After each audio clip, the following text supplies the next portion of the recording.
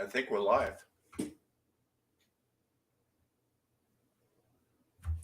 You have no volume. You're muted. Is it that? Are we good now? Yeah, you're good now.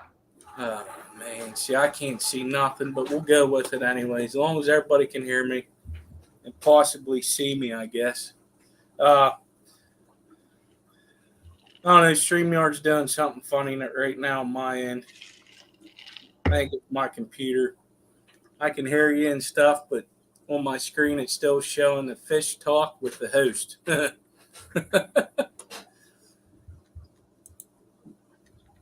me just see.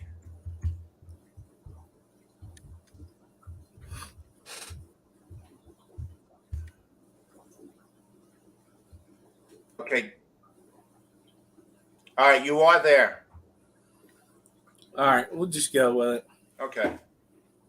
All right, everybody. Hello. How y'all doing? I haven't been with you the past couple of weeks. I've been pretty busy. I asked Paul Soltero, and I forgot that I asked him. So I asked him again, and he said, "Yeah, you already did." I was like, "Good. I'm glad," because I totally forgot that I did.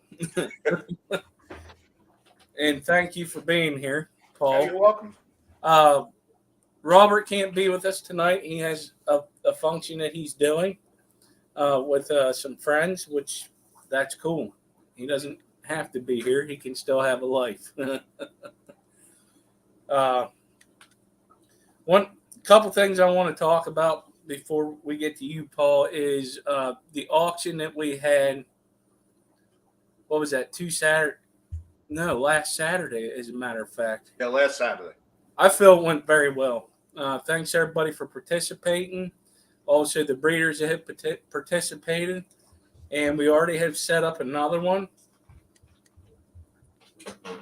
We're going to keep it at the second Saturday of every month. It'll be July 9th is the next one.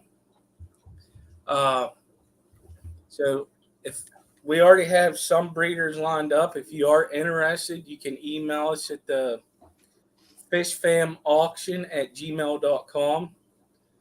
Whenever you do it, let us know what you want to put in the auction with a picture or a video, preferably like a little short one, so we can show everybody, what you're selling. So that's pretty much it on that. I was supposed to stream Saturday. That's why Scotty said what he said in the chat about finally waking up. Friday night we had a doozy in town. I didn't get in bed till 2 o'clock in the morning. I had to get up for work. I came home from work and I took a nap. Well, that nap led to the next morning. So it happens. But I already rescheduled with Mississippi Hippie. So I will be on her channel next Saturday for her stream. And happy Father's Day to everybody in chat that is a father. Appreciate it. Sure your kids love you. I know mine do, even though they like to be a pain in the butt sometimes. But that's what kids are for. So, Paul, yeah, whatever, Scotty. I don't believe that. Your replacement was a lot better looking. Mm-hmm. But I didn't even watch the replay, so I don't even know who it was. I haven't had a chance yet. So, Paul, you've been keeping fish for how long now? Long time. Started in the late 60s.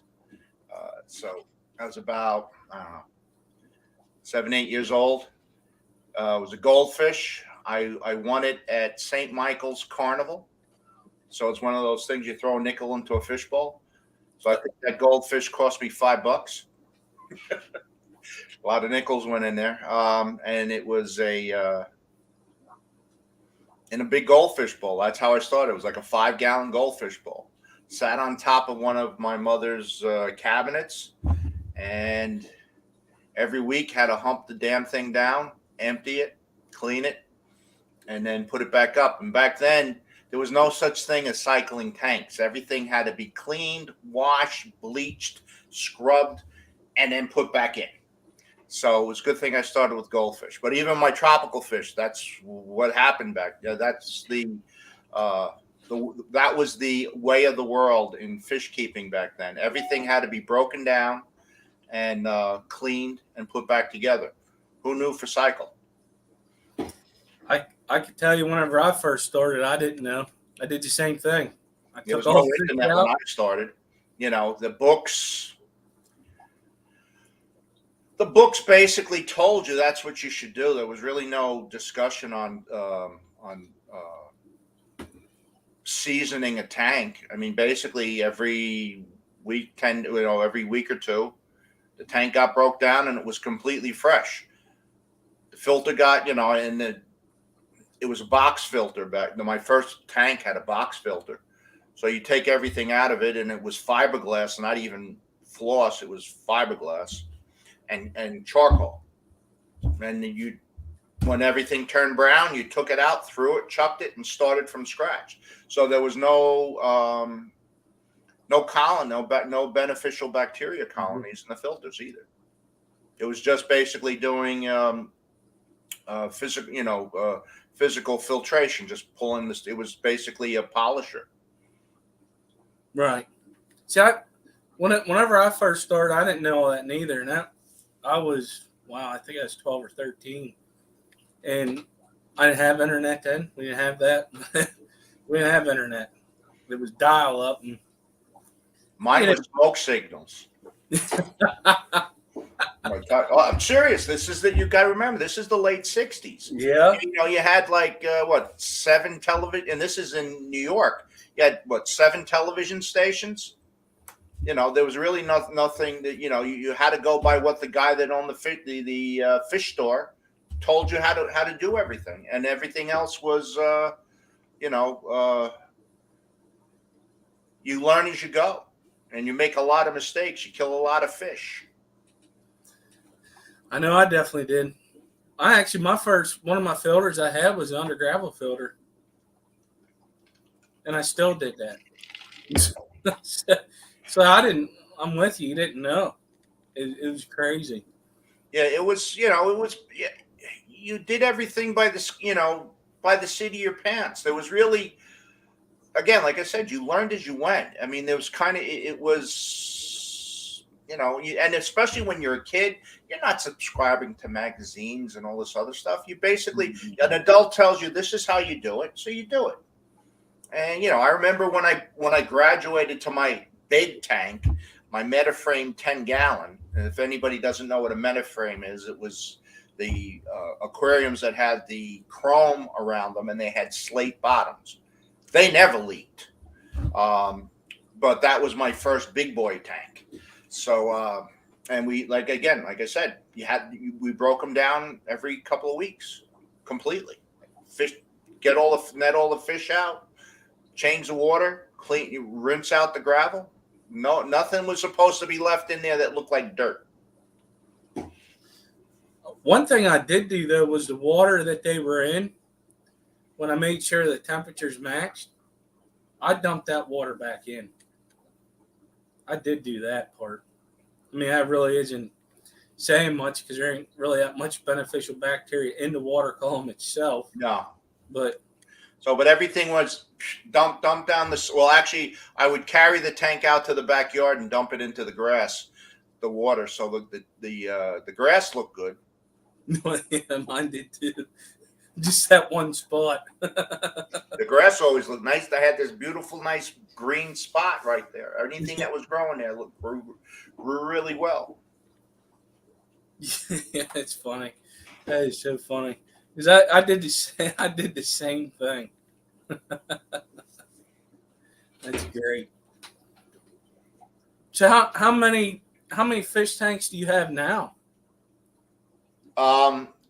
Right to my side over here is my display tank. So that's 120. That's where my discus are. And in this part of the world, there's no such thing as basements. They just don't do basements down here. Right. So I have it's called a frog. It's the real term is finished room over garage. So my garage is attached to the house, so there's a stairway. But for me, it's fish room over garage. So up there, I have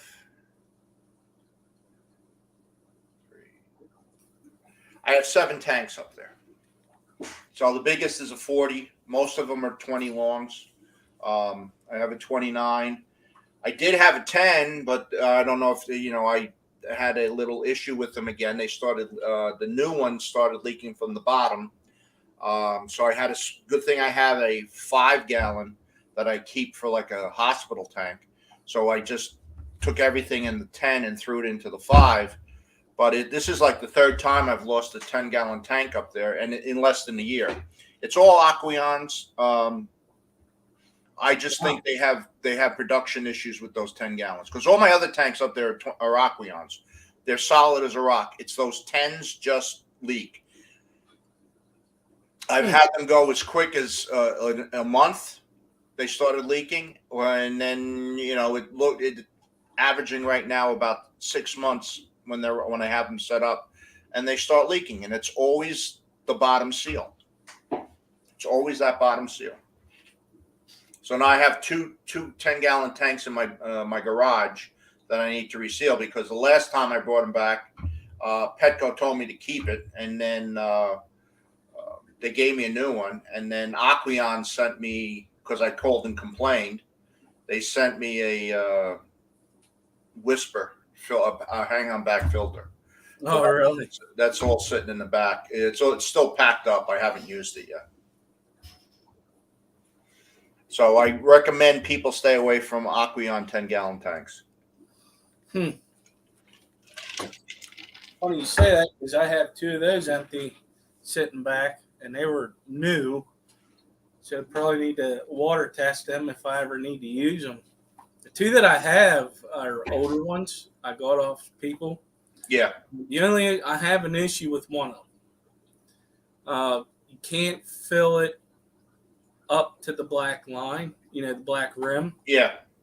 Because I got sponge filters, so the bubbler, you still got water coming up. That seal must be broke on that. Yeah. Yeah. On the rim, so it just goes up, creeps up, and then it goes down the side, because I literally just set everything up, and I had it running for about a week, and I come down here and I look on the wood, it was wet. I'm like, oh yeah. Man. Now I those 10-gallon, the last one, the one that just broke down, I left it in my garage full of water for almost a month before I even dared to put it upstairs, because I didn't want to have to break down another tank. And what happened 6 months later, I had to break down another tank. So that sucks. Yeah. So unfortunately, it happens in this hobby. I'm just happy it's not this one. Knock on wood. That's a lot of water sitting there. Did you ever see that video of the 90-gallon? Yeah. That's crazy. Yours would be way worse than that. Well, this is not a Aqueon. I think this is what is this? A Soltero? I forget. It's a higher end tank, and everything on it is it's black. It's black silicone, and it's half-inch thick glass. So that's not going anywhere. Those 10-gallon Aqueons, they're probably 1/4-inch glass. That's why I can't even drill them anymore. That's what it looks like, yeah. And then the 20 gallons ain't much thicker. No, but they must have a better manufacturing plant for that, because, like I said, the 20 longs I don't have a problem with. I got 3 of them. They're rock solid. They've been running for 4 years. May have something to do with where they get their glass from, I wonder. Yeah, could be. Like, for instance, one 10-gallon has a chip on the side where the seal is, and it. Yeah, I think it just depends on where they get their glass from at that time. Yeah. It's just, I'm gonna probably. Well, if I can get these things to hold water, I'll reuse them. But if I can't get them to hold water, because I'm going to do a long-term water test on them, I'm just going to go to PetSmart and buy theirs. There's Top Fin. Yeah, they're top fin. I'll just use their. It's a different manufacturer. If I have to go with a different, different tank, because I use the 10 gallons for breeders. I have my Epistos, and I set up the Epistos in a 10 gallon. Um, because I have them my other ones in 20 longs, but I'm trying to maximize the space, make it more efficient because I really don't need that whole tank to breed. So if I do them in 10s instead of 20 longs, they're happy campers. So Right. I threw in some. They had some. I have some stir buys in there with them, and I planted it up a little bit so they have places to hang out, rock work, and they were happy. These were um, the triple reds that I won from the Oh, auction, for the Venet. vanilla. So and they were just starting to show breeding activity, and I had to pull them out of the tank. I actually got a group of those. They're beautiful. They're gorgeous fish. They're gorgeous fish. You make a couple of bucks on them too if you sell your excess. I may have 3 males and a female. I don't know yet. I'll have to separate them. But Yeah, you got. I thought I had more of an even population, but I had some sneaker males in there, and they colored up late. So I got about. I think she sent me. Supposed to be 6. I think she sent me 10. yeah, And there was a bunch of sneaker males in there, so I think there was like 6 males and 4 females. So no, which is fine, but they color up really nice. Oh, yeah. And I don't know if you've checked the prices on them lately because I do breed Epistos, and I got some of them from Redfish Bluefish. I was paying when I first bought them from him because he gets the Czechoslovakian strains. Okay. I paid like $30 a pair. Wow. They're over 70 now. Wow. So yeah. So I'm gonna tell you they're easy fish. And once you get them dialed in, you get your tank dialed in, they're a machine. I have a okay, Nijzeni is the species. It's a Pisto Nijzeni. And I got them from Redfish Bluefish. I'm on F4 now. So I've got quite a few generations of fish from my originals. The one thing with them is the males can be the males can be aggressive. Until I figured it out. The males were ripping the faces off the females after they bred because they wanted to breed right away, and the females trying to raise the fry. So then I started pulling the males out of the tank, and now I'm getting my females still have their faces down. That kind of makes sense if they constantly want to breed and they're just aggressive like that. Yeah. I found out with these super eggs, they're pretty docile. Mine don't seem to show a lot of aggression. I put some bristlenose in there with them to grow up a little bit, Mm-hmm. and they leave them alone. Yeah, I mean, I have all my Episto tanks have other fish in them. I put some kind of tetra in there as a dither or pencil fish, just so they see, because they can get a little skittish if they don't have somebody swimming up top. And I've got other Epistos that the males don't show that kind of aggression to the female. It's just that one species. So, I just what I was doing is that 10-gallon tank before I put the triple reds in it. That's where I was throwing my Nijzeni males after the fry popped, because they would basically, once they went back in that other tank, the aggression broke because they're in a new everybody's in a new situation, and I pulled all the males out. So they all went in there and they basically just hung out and ate because there was no females to chase. So, but they're fun. Once they get started,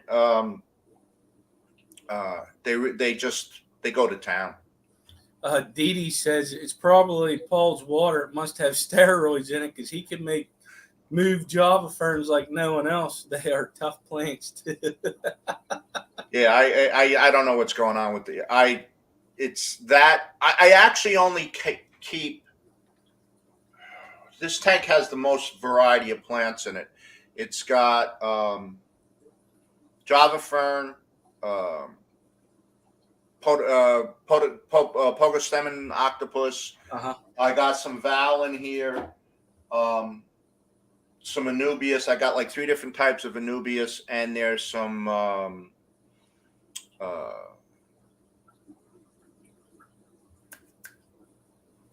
not the banana. What the hell is it? There's another one in there. I forget. But that's all I keep. That's the most plants. Some of my smaller the tanks upstairs, I do use the smaller Anubius, and then what is that? The Wendetii. The Java fern. No, not well. Not the, I. Yeah, this Java fern in all my tanks because I just can't. It just grows like a weed. Well, Java fern, there's a couple versions of it, and I have the Wentii, Yeah, I have that. and then you got the. Oh man, now I'm having a brain fart. Trident. Yeah, I have that, and then I have the straight species, the one with the big leaves. Yeah. Yeah. So I don't use a lot of different plants. I find what works in the water, and I just go with it. You know, I don't do any CO2. It's basically easy green. I just do and whatever the fish add to the substrate. And I've got my Anubias planted in the gravel. It's not even in this tank. I got the Barterii, the big one. It's just in the gravel. I didn't know that it was a epiphyte when I first got it. I mean, I just saw it, I bought it, and I put it in. Well, as long as part of the rhizome is not in the gravel itself, it'll be fine. Oh yeah, no, I've actually done that too. Yeah, especially if you buy it and it has, I call it the danglers.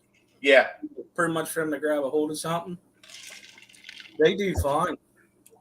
So, crypts. That's what I'm using upstairs. Cryptocorums. Okay. And I just use, so I use them, and that's about it. I have a very limited palette on plants. I just use what grows. It looks good. I don't have, although the Java fern and that Pogostemon grow like weeds, I'm constantly pruning it out. Dee Dee has gotten quite a bit in her tanks that it started out here. So, I like that. That Pogostemon's nice. I do love Java fern too, just because I'm the same way. Like I have tried different stuff, and now my water's soft. I found that out through Marie Z and Aquarialife one night. We were talking, and they said test your water. So I got one of them TDS meters. I didn't get a real expensive one, and it came out 26 ppm from the tap. And my water is through the town, so it's filtered like crazy, and that's why it's so soft. And the GH and KH is between 30 and 40 on both of them. So now I know why I have issues with snails. Well, that's my water. My water's confusing. It's acidic. It's hard because there's iron in the water. But my general hardness is high, but I have no KH. So I used to watch snails melting in this water. So what I did is in this, I have a canister on this. So I've got several filter bags full of aragonite in the canister. So that brings my KH up a little bit, not a lot. It goes from 0 to about 40, which is enough to keep snails alive.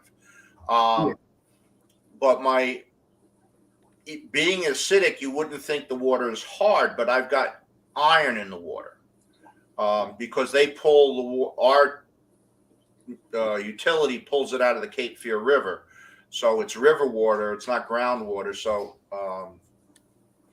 it's got a lot of iron in it. We're supposed to be switching over to they just they're building an RO plant. So we're going to be getting RO water. So it's going to be remineralized RO water. Oh, okay. So we'll see how that screws up my my water parameters. That'll probably definitely make a difference. Well, it can't make it any more acidic because this water sits at about 6. Yeah, no, I mean it's going to pull that out, but I mean it's going to be different from what you use now for sure. Yeah.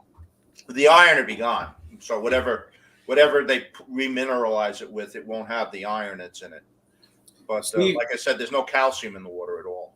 Stephen P. said to me to add calcium and magnesium to that water, low and slow CO2 injection. I could grow all the plants. Yeah, I'm sure. But I got to be honest with you, Stephen P., I am lazy. I don't do that. I'm like, if it ain't broke, don't fix it. I'm growing plants without any additional equipment. I'm good with it. I am a gardener. I do my screwy stuff out in my yard.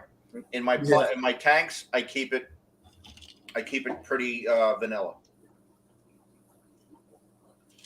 Oh, the other thing with the podocarpus, I mean, not the pogostemen. Podocarpus is something else. It's a shrub. The pogostemen, you can float it. It does not need to be planted. I have it floating in this 120, and that's where my pencil fish hang out and breed. I may need to get some of that. I just float it, and then this way, if you got to cut it, I go in there with a scissor and just prune the snot out of it. And you can take it and you can bundle it and you can float it in another tank. You can plant it, or if you can find somebody to take it off your hands, give it away. But and that's why I'm a firm believer in keeping these tanks planted.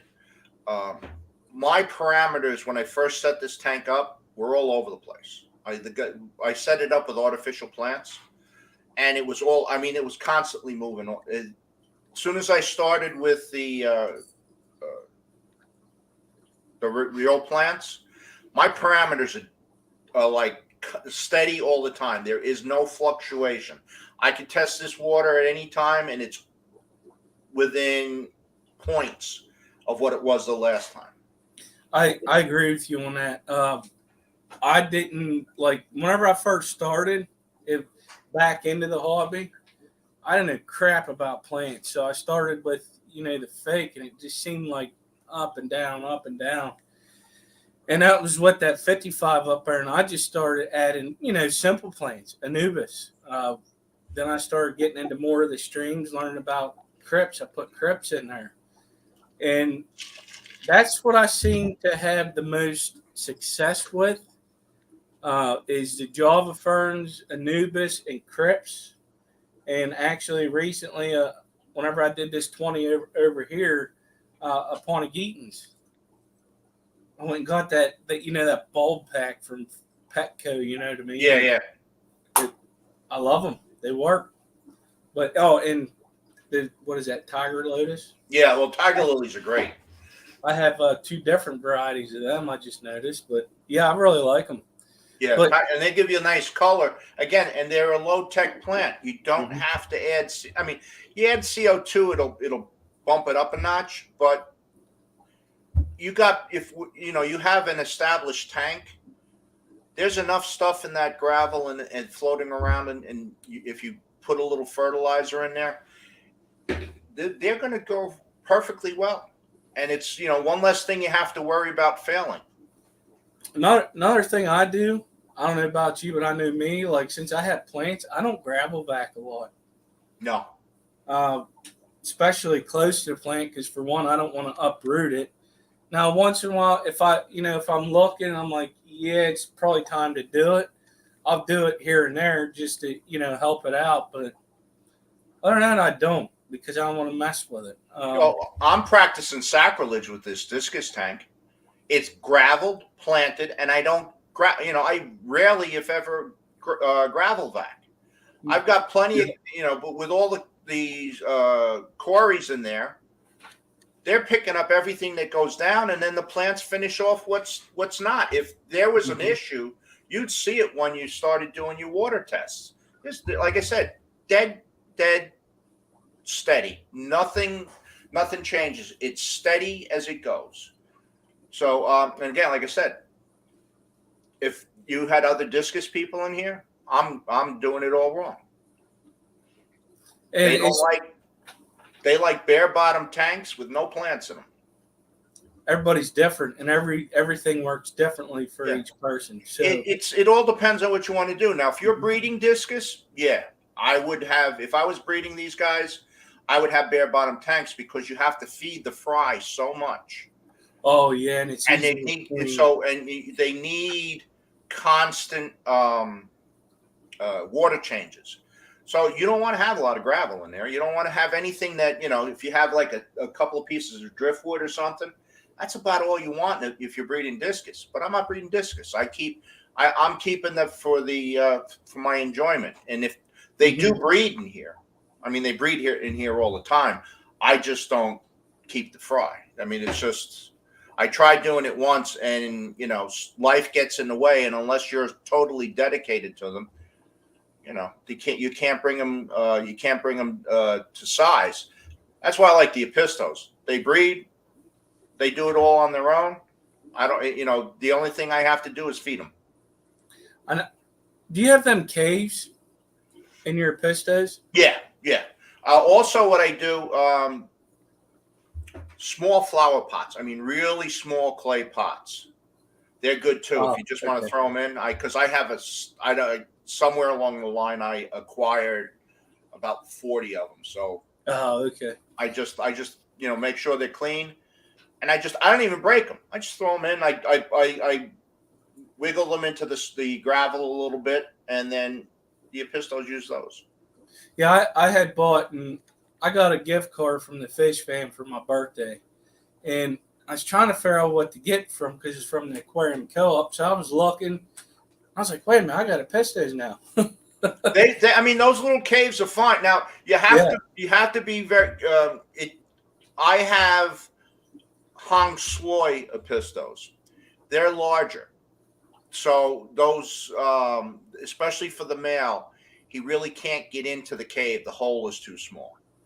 I Um, bought I bought the coconut huts too. Yeah, the coconut hut is actually a bigger hole. That's better for that for the larger epistos. That's good. Like for the little one, like the smaller ones, I have the caves are the pre-made caves are fine. The ceramic ones, but that coconut hut should be plenty.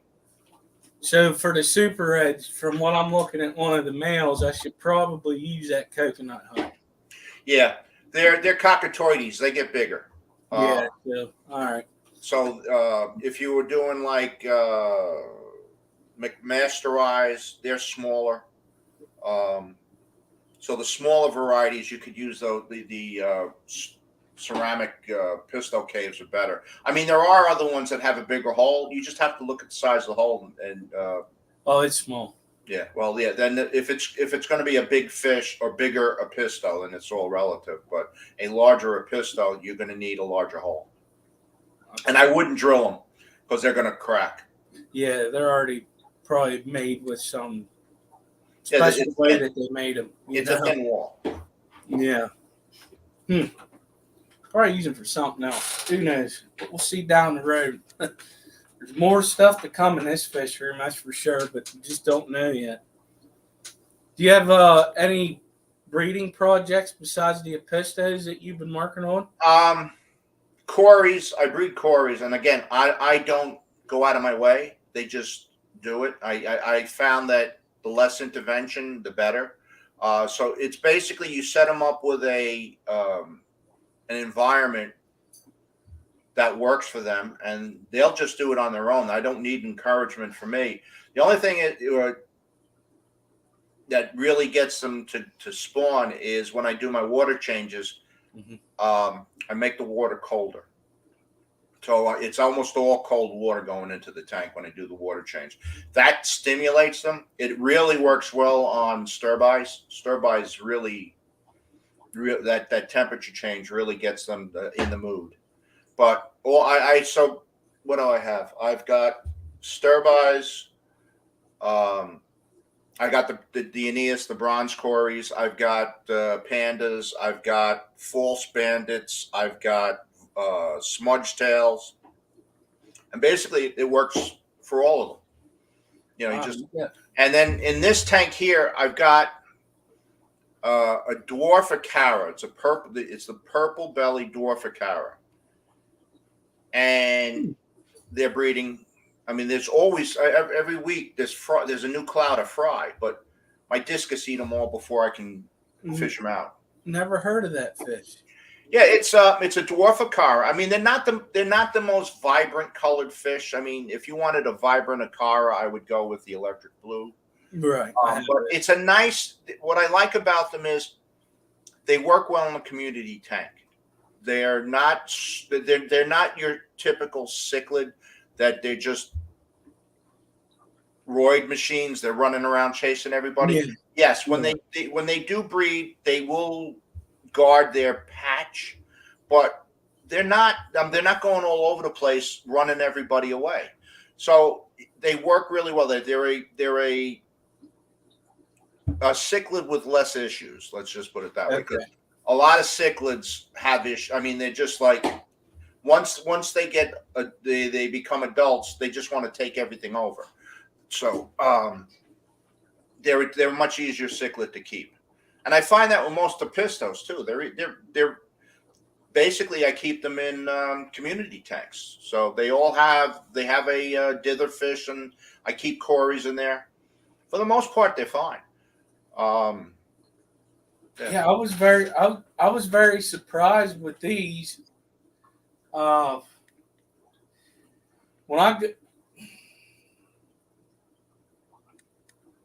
I actually put Raphael catfish in there with them. They're small ones. I got them small. Mhm. I wanted them in there with them because that's all I had at the time for a quarantine tank, and I felt bad, but no issues. Left them in there for a couple of weeks. Of course, them things they just freaking hid. You know what I mean? They don't. Yeah. So I moved them over to this 29. They're hiding now, but man, when you put freaking food out there, them freaking. It's like they've never been fed. Yeah, it's crazy. People kind of poo-pah cichlids. They're very intelligent fish. I'm just looking something up. They're very intelligent fish. They all come to they come to the glass when you feed them. They're very interactive.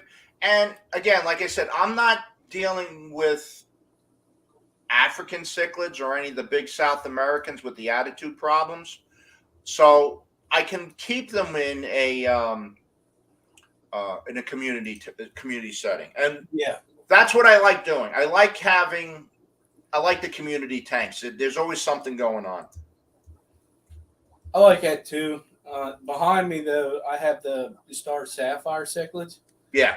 And, yeah, it's 29. It's going to graduate to 75 here probably in November if a nice Black Friday deal comes out. But these are like puppies, man. They have personality.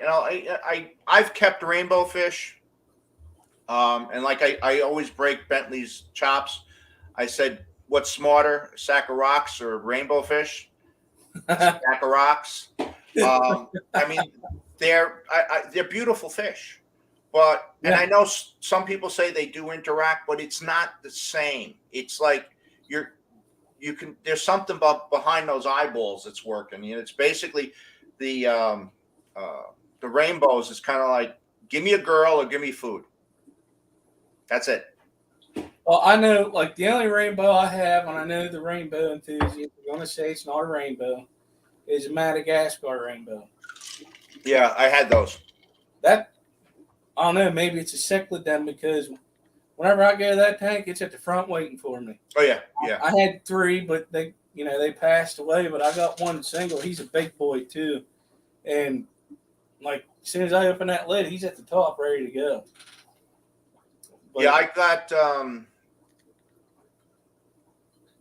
some Luminatus, the little ones. Um, and you wouldn't think that they would be very interactive, but they come up to the tank. Again, they come up to the glass when they see me. That may be just for food. The Pseudomagills, Luminatus. Beautiful little fish. That's my South Eight. That's my Asian tank. mm, I've got peacock gudgeons in there and snakeskin barbs. Although there's cories in that tank. All my tanks have cories in them. So I'm trying to add fish into that tank. I want to get some more. I got to throw a breeding mop in there for them because Dee Dee got some of my got some hitchhikers when I gave her some fish. I mean some plants out of that tank. I remember that. Yeah, so those. So I'm going to throw a mop in there and see if I can get them to lay eggs in them. And once I get that 5 gallon, well, you know what? I got some plastic tubs upstairs. Let me just throw the mop in a tub and let's see what happens. It'll work. Yeah. So, but yeah, I had the peacock gudgeons in there. I really like peacock gudgeons are really sweet fish. Um, they're different. They got really good color. They don't get super huge. Yeah. Some of the larger gudgeons can be aggressive, but these guys, I mean, I don't know. Biggest is what's that? About 2 inches. My biggest fish is 2 inches, and they have very small mouths, so there's very little that they can eat. Fish wise. Oh, So, okay. And the snake skin barbs, I just took a chance on them, and they're really sweet fish. I mean, they have a different pattern on them. The green barb on it, the green bar that gives it that snakeskin pattern is actually it's a word I'm looking for. Not glitters, but it shines. It gives you that green radiance on it. So when it's shooting through the light, you really get that. It's an orange red body with these green stripes on it. They're really great fish. And then again, they're not like tiger barbs, where tiger barbs are just like little bastards that they want to just chase things. Well, then they get freaking huge. You want to kill it. But they do their thing. They come out, they swim around. They're great fish. Another underused fish that I really like are the brilliant rasboras. They're some called green line. Really nice, and I have them in with cribs. And cribs don't bother them at all. They stay up on the top. They school. Not a very expensive fish, but tough as nails. I've had them in this tank for 2 years, and they do a little breeding. I get an occasional fry. Again, like I said, I'm not going out of my way. It's like whoever shows up to the party shows up to the party. But I'll get some fry out of it, and it's nice movement. They're very, very tough fish. They're very hardy, very hardy. Nice color to them. Once they get mature, they get a red. The tails, the fins get some red in it. The tail fin gets red, and they got this bright neon line, right? A green line right through the body. I've heard of the snakeskin barbs, but I never really looked into them. Oh, I like what Larry said. I've heard about the strawberry rasboras too. Have you? No. They're supposed to be pretty. I haven't seen them. What I've been doing, again, because up until recently, we've in this neck of the woods, we have not had anything that resembled a fish store. It was either Petco or PetSmart. So I buy most of my fish online. And so, and I was very hesitant to do it because I like to see what I'm buying. So, but you get the Wet Spot, Dan's, Redfish, Bluefish, Aquatic Arts. I bought from Flip. Those are like where I get my community fish from. Oh, okay. Prices are good. I mean, you're getting stuff that you don't see, again, like in PetSmart or Petco, because like I said, up until recently, we did not have an LFS here. It was only earlier this year that one opened up about 15, 20 minutes away from me. Um, so I found that the quality's been good. Uh, you have a nice selection of fish. Um, and they've all been healthy. I mean, you buy from quality, you buy from a reputable breeder, and then I also do from Aquabid. But Aquabid, I follow the reviews. Yeah. If you don't have anything, if you've got like a men's review, or where I'm not buying from you, but I really read the reviews before I'll place a bid on a Yeah. fish if I don't know the person that's selling it. There's a lot. I mean, Gary Lang does Aquabid. There's a couple. If you're into rainbows, you got to look. There's some top notch breeders of rainbow fish selling Aquabid. Eric. Oh man, Bodrock, yeah, he does his he also sells all his quarries. He's got quarries that nobody's ever seen before. he has one up there that I'm. Quite a few of us are very well interested in. Yeah. So I mean, Aquabid, as long as you do a little research before you buy, you're going to get good fish. So that's how I got most of my fish. Even my discus I buy online. They get shipped to me. I started out buying discus at Petco because I felt sorry for them. They looked like crap, but they didn't live too long, so I was throwing my money away. They don't come in the best shape. No. So it's like I said, you're better off just finding a good breeder, a good supply, and stick with them.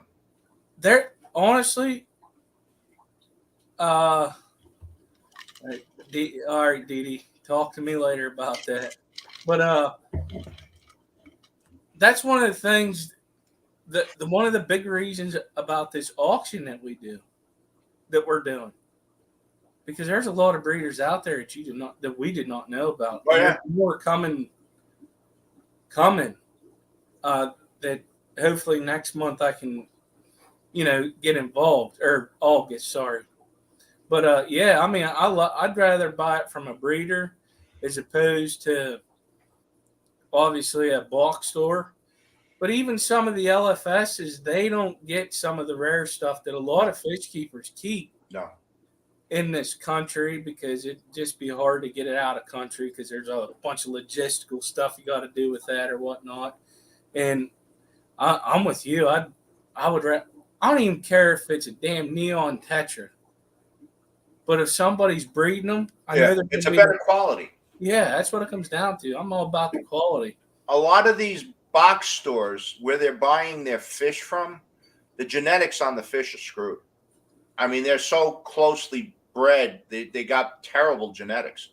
So that's another reason. Again, if you're starting out, yeah, that's where you're gonna get your first fish from. But once you're in the hobby a while, go find yourself good sources for your fish and stick with them. Yeah.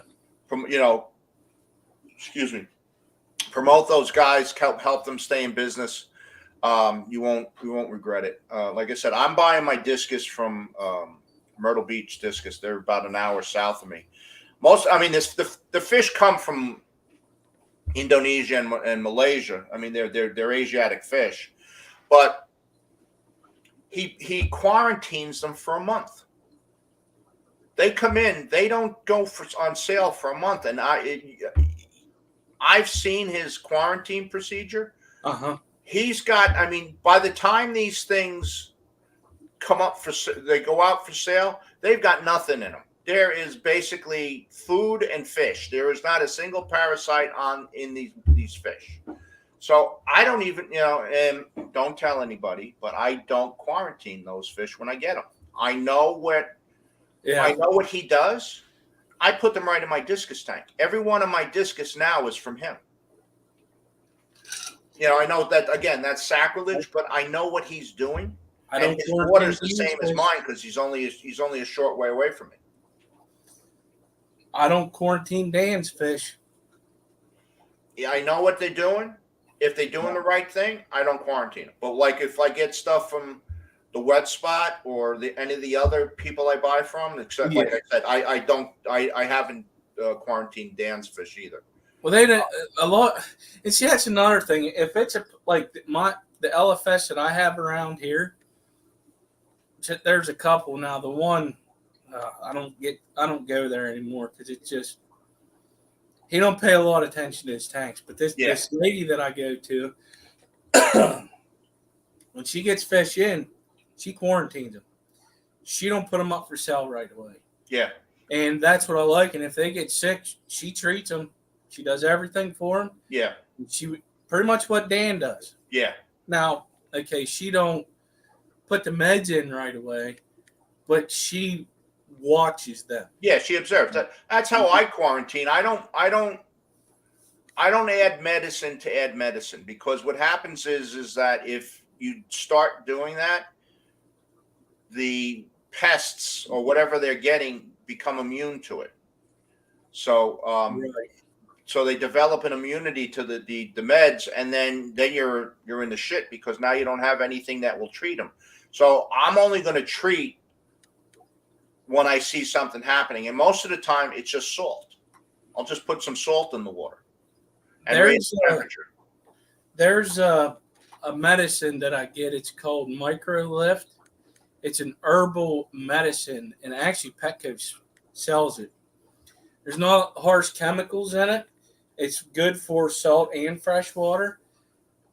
It is pretty much a vitamin, and it boosts their immune system, and it helps them fight it off, Yeah, whether it's a fungus or a parasite. yeah, And I'm telling you, I've used it. I couldn't believe what I saw. I had a fish with a terrible ick, and I started dosing it, and you don't do a water change with it every time you use it. yeah. And I love it. It's great. I mean, I love it. And that's like I use that Ick-X, man. That stuff's terrible. Oh yeah, and it turns, everything turns blue. I mean, it's a good product. I mean, what before? Now I can't really keep live bearers in this water. It's too acidic, and it's not hard enough for them. My pH is too low. But when I first started this tank, that's how I started with. I started with live bearers because I wanted to get the tank seasoned. So and I'm not saying this to be crude or anything, but live bearers, they just reproduce like rabbits. I mean, this tank at one time probably had 100 swordtails in it. So I wasn't, I wasn't too worried about survival on them. I just wanted to get the tank up to speed, because I wanted to do discus in here.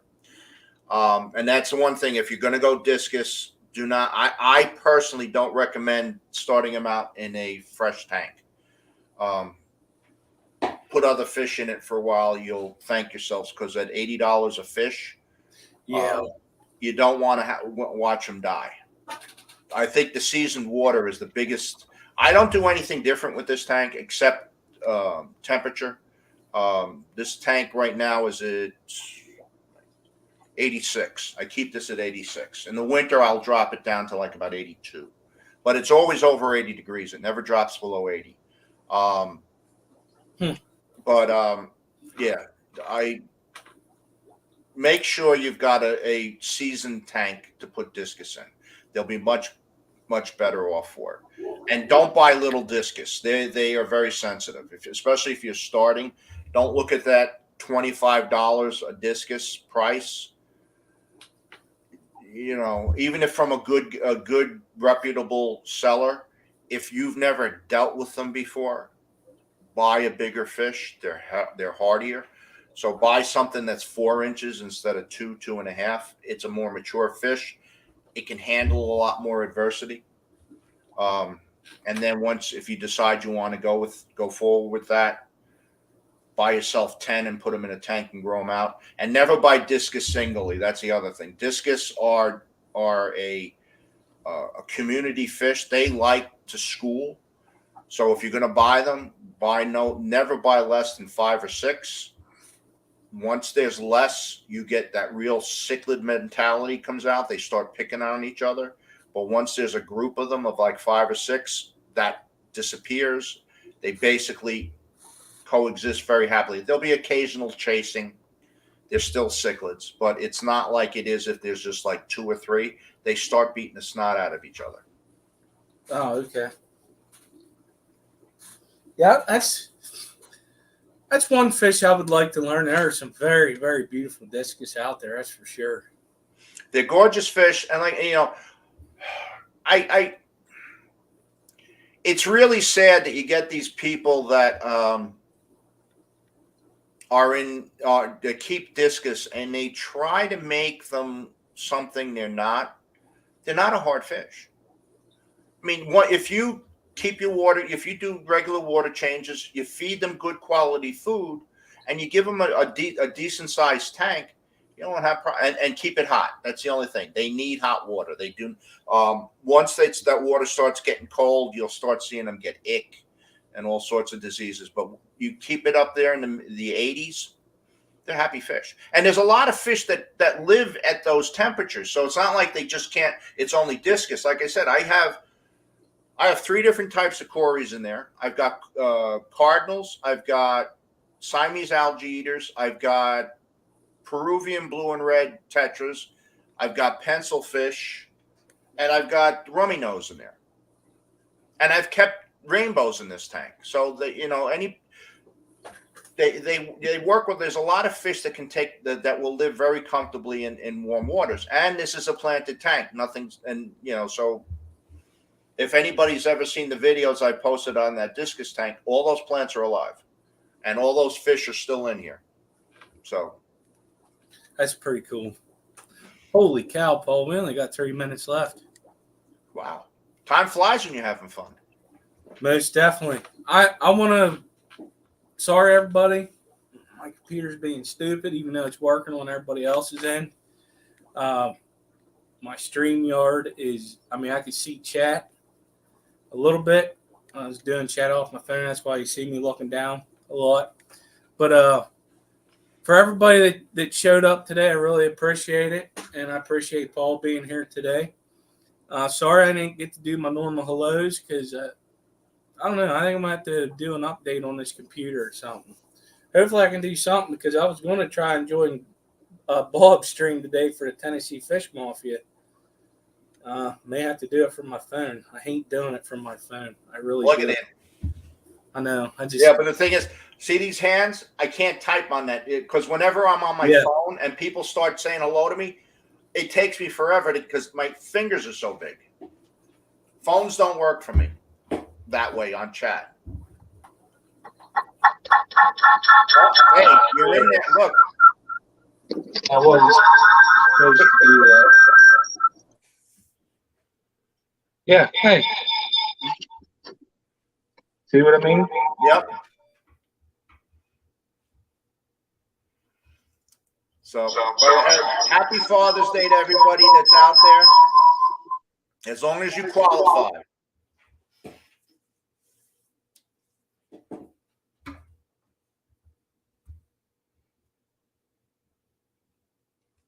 Bob? I mean, there's nothing. Skip, you're out. No audio. I did that, and it's finally and it's working now. Okay, now I got audio. Ain't that some crap? Oh, whatever. It is what it is. It's a gremlin. It is a gremlin. You got gremlins in my basement. It's all these fish, I guess. I don't know. But yeah, thanks everybody for showing up again. Sorry, it's been quite a few weeks. I can tell you that. But yeah, Paul, thank you for showing up. I really appreciate it. It was a great stream. Thanks for having me, Skip. And everybody have a good night. Susie Q will not be streaming tonight. I think she's feeling under the weather. So everybody we'll see you at 8 o'clock unless somebody fills in for her. Good night, everybody. Enjoy the rest of your weekend. We'll see y'all next week. And next week's guest is Corey Dorable Cali Aquatics. I hope I said that right.